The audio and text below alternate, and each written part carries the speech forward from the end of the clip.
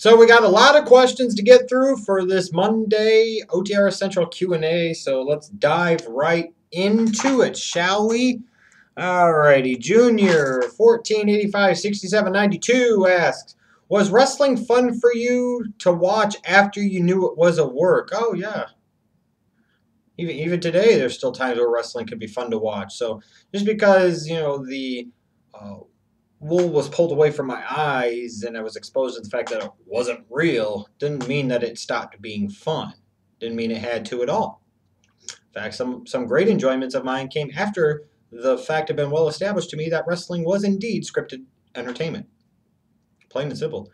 Chris is nice. Would a Steiner Rock feud have worked in 2003? No, I don't think so. Not in 2003. I don't think so.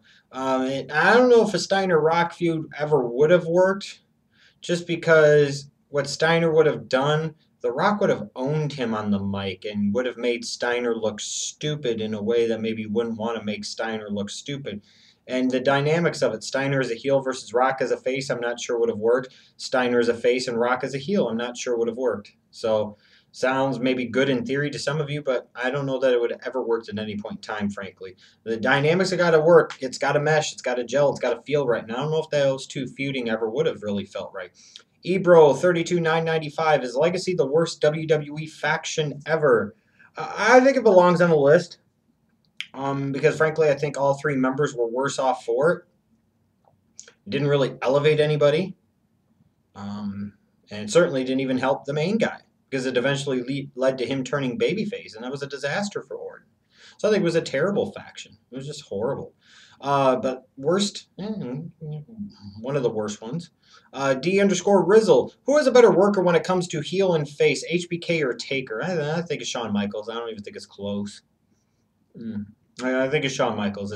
As you talk about a guy that can go between heel or face and not skip a beat and be equally effective, I think Shawn Michaels was much more effective in the fact that he could be heel or face, or he could blur the lines more so than a Taker could.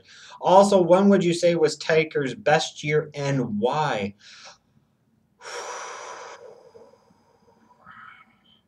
I might lean towards maybe 1998 because of his feud with Kane. You had the WrestleMania match. You had the Inferno match. You had King of the Ring 98, where he faced off of Mankind in that Hell in a Cell match. He main evented SummerSlam 98 with Austin.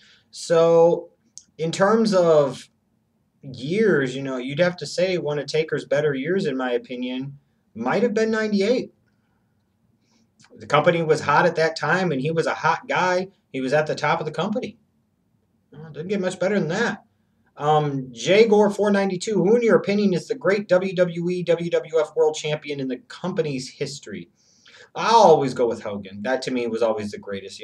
Older fans might say Bruno, but let's face it, Bruno was a regional champion. No offense to Bruno. He was a tremendous draw for that New York territory for many years. But he was also in the New York territory, and again, it was a regional company. Hulk Hogan took that company national, then international, and you still, when people bring up the WWF or WWE name, the first name that will come up before any others, promise you, period, for anybody, especially in the age bracket of, let's say, 30 or older, is going to be Hulk Hogan. No question about it. Period. Mr_Scoobs, do you think the WWE went too far with blading sometimes, and are you happy that they got rid of it? I think wrestling got too carried away with the blading sometimes, and I think sometimes it was ridiculous and uncalled for, certain individuals. Ric Flair. Am I happy that I got rid of it totally? 100%, not necessarily. Do you always need it? No. But do I think that it makes a huge difference when trying to tell a story in matches like steel cage matches or Hell in a Cell matches, let's say Texas Death matches, stuff like that, last man standing matches? I think some of those matches you have to have some blood to help better facilitate the story, to better sell the consequences of what's going on. I mean, I do. And I don't like the thought of these guys always having to cut themselves and mixing up in each other's blood, don't get me wrong, but you also know what you sign up for when you get into the business. So you don't like it, then maybe don't do it. Just saying.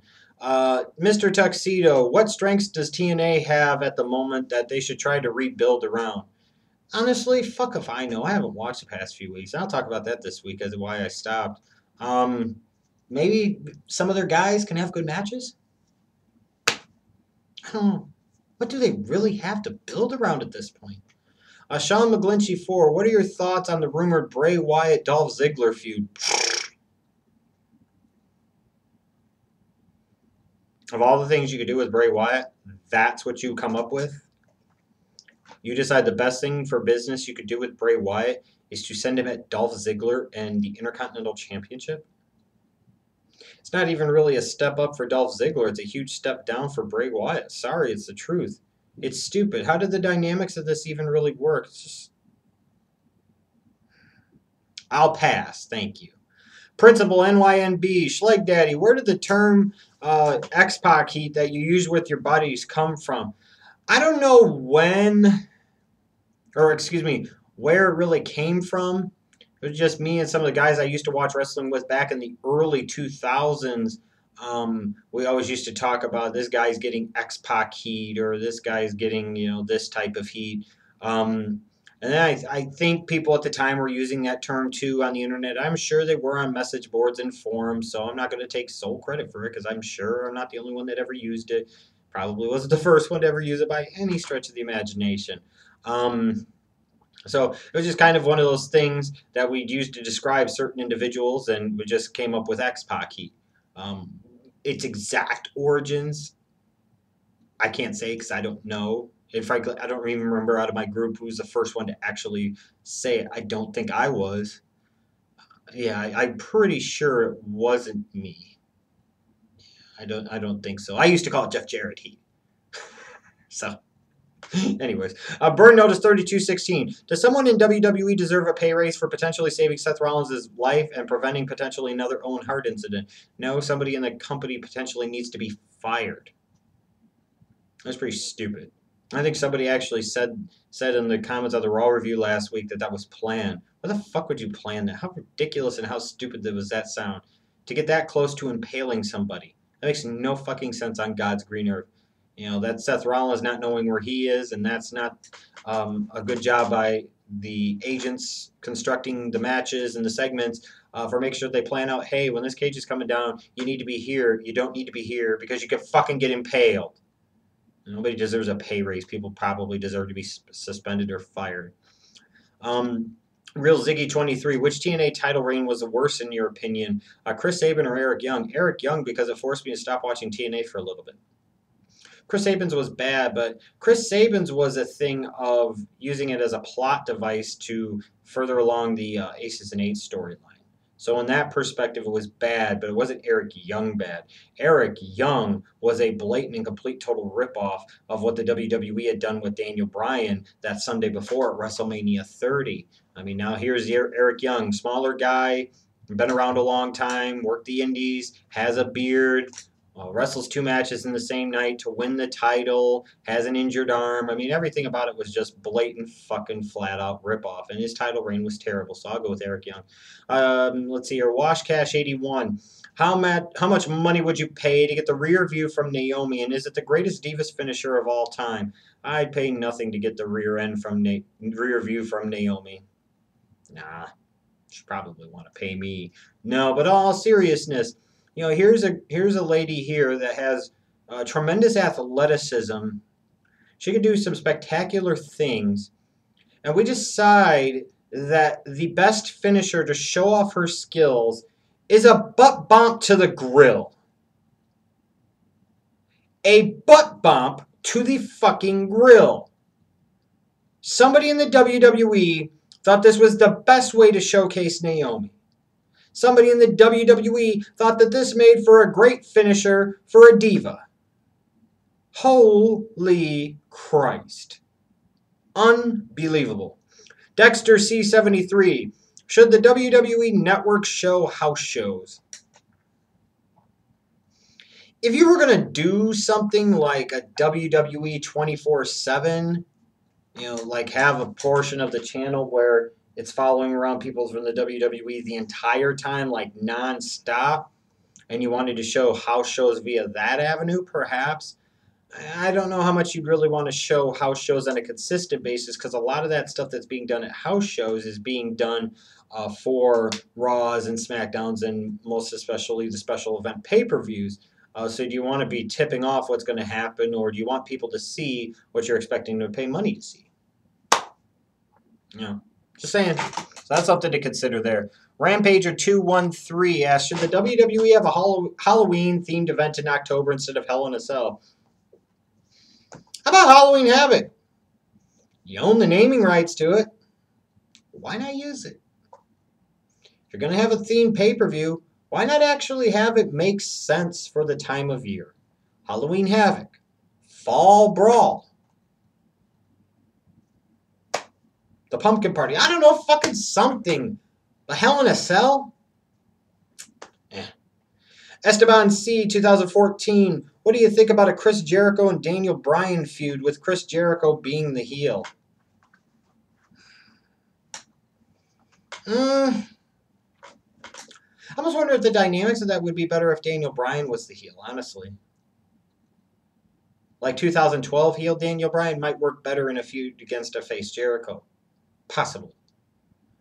I don't know, it's really hard with Jericho because people want to cheer him so much anyways. So anybody pretty much you put him in a feud with, even if you push him as the heel, he's going to get cheered. And that's not a good thing. He's not going to unanimously get people behind the babyface. So, I'm sure they'd have some solid matches. So I'd tolerate it, I guess. A Legendary AP, will you be doing a Road to the Royal Rumble video series? Well, if you mean in terms of a Royal Rumble review series, I already did that back in January, so I will not be doing that again. At this point in time, what am I going to be doing in January before the Rumble on this channel? God only knows. I'm in a bad place as a wrestling fan. I have very little interest at this point. I'm just keeping it real with you 100% of the way. Maybe in part 2 that has to do with football season kicking off. There's no question that's not helping. So I don't know what I'll be doing video-wise come January. Maybe something, maybe nothing. Who knows? PBFan_Belay. Do you think the IWC makes too big of a deal about wrestlers having limited move sets? Yes and no. When trying to speak from a business standpoint, yes, to a degree. I think they make way too much as a group about wrestlers with limited movesets. However, in terms of, the type of wrestlers and the type of action that entertains them, if they don't like to see guys that do the same type of comeback in the same type of way with the same number of moves on a consistent basis, then they're not making too big of a deal out of it. Because frankly, for today's WWE, as long as they're going to try and go with this WWE network, the internet fan that they've loved to make fun of for so many years is far more critically important to the success of that network and the company as a whole than it perhaps ever has been. And what a great irony, isn't it? The group of fans that the WWE has loved to hate for so long and loved to mock for so long is now the very group who's responsible for the future of the WWE in a lot of ways. Oopsie daisies. Oopsie daisies. WWE overvalued their product. WWE overvalued how seriously the casual fans take their product. Oops! Imagine that. So no, the internet fan, they want guys that can actually move and do a bunch of things and kicks and flips and spectacular shit. And fuck it. Doesn't mean I'm not going to make fun of them, but at the same point in time, they've got a point. They're important to the WWE far more than, frankly, the WWE wants to admit. Of Love and Hate closes out this Q&A by asking, of one wrestler I've never really heard you talk about was Scott Steiner, and I'm curious what your thoughts are on him. Quick thoughts on Scott Steiner are this. I love Scott Steiner.